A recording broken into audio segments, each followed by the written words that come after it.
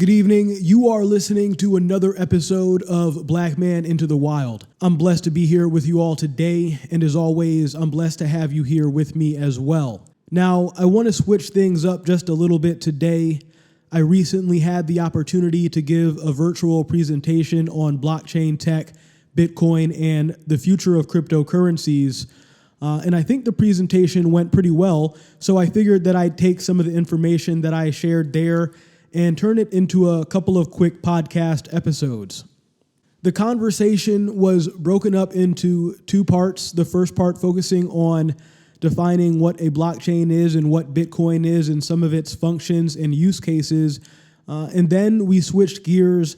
And I would say that for the majority of the second half of the conversation, we focused on Bitcoin mining economics, and Bitcoin geopolitics and the current trends in digital asset institutional adoption. So in this episode, we're going to dive into blockchain tech and Bitcoin, and then I'm going to record a follow-up video for Bitcoin mining and mining economics. And in that video, I might also talk about some of the current stories we're seeing develop around institutional adoption and Bitcoin geopolitics. But before we get started, as always, if you have not already, please go ahead and subscribe to this channel, like the video, and share with your friends if you like what you hear. So what is a blockchain? Blockchain is most widely known for the role it plays in cryptocurrencies, but of course, it does have other applications. A blockchain is just a database that stores information electronically in digital format. However, one key difference between a typical database and a blockchain is how the data is structured. The information or the data is collected together in groups known as blocks. And these blocks have a certain storage capacity, and when filled, they're closed and linked to the previously filled block, forming a chain of data known as a blockchain. And the key, the real innovation here, right, with a blockchain is that it guarantees this fidelity and security of a record of data and generates it without the need of a trusted third party. And in the history of Bitcoin, right, that's what we're going to talk about here, there was an event that took place called the block size war.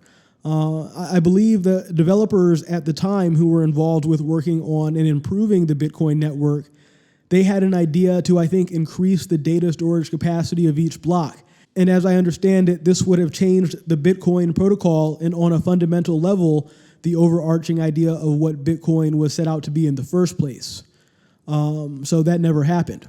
But speaking of Bitcoin, and interestingly enough, one of the first episodes of this podcast that I recorded, I actually referenced the Bitcoin white paper, and that's exactly the same thing I did for this presentation just a couple of weeks ago. So if you go to bitcoin.org, you'll find the white paper for a peer-to-peer distributed application architecture known as Bitcoin, created by Satoshi Nakamoto. The Bitcoin blockchain network timestamps transactions by hashing them into an ongoing chain of hash-based proof of work, forming a record that cannot be changed without redoing the proof of work.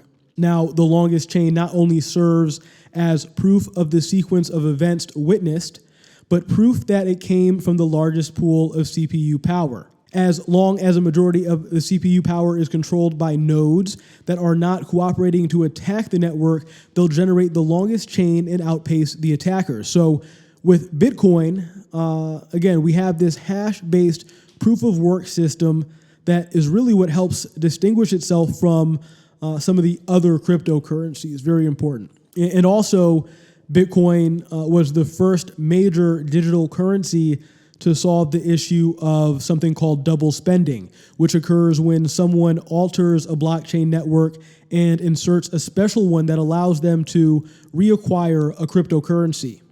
Now, to help understand where Bitcoin gets its value outside of its absolute scarcity and whatever current supply-demand pressures exist, I thought it would be beneficial to speak briefly about Metcalfes Law.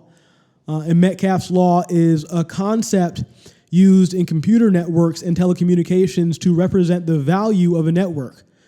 Metcalfes Law states that a network's impact is the square of the number of nodes in the network. For example, if a network has 10 nodes, its inherent value is 100, or 10 times 10. The end nodes can be computers, servers, and or connecting users.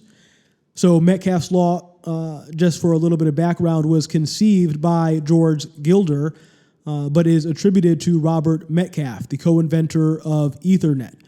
It speaks to both the growth in the number of connections as well as the value.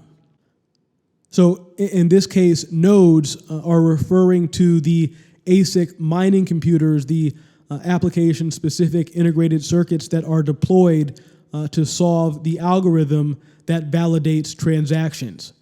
Now, the last characteristic of Bitcoin that we discussed was this idea of absolute scarcity being encrypted into the Bitcoin protocol. To sum it up, the US dollar is not scarce at all. In fact, it's practically created at will, and depending on who you ask, there is actually an infinite amount of cash accessible through our Federal Reserve.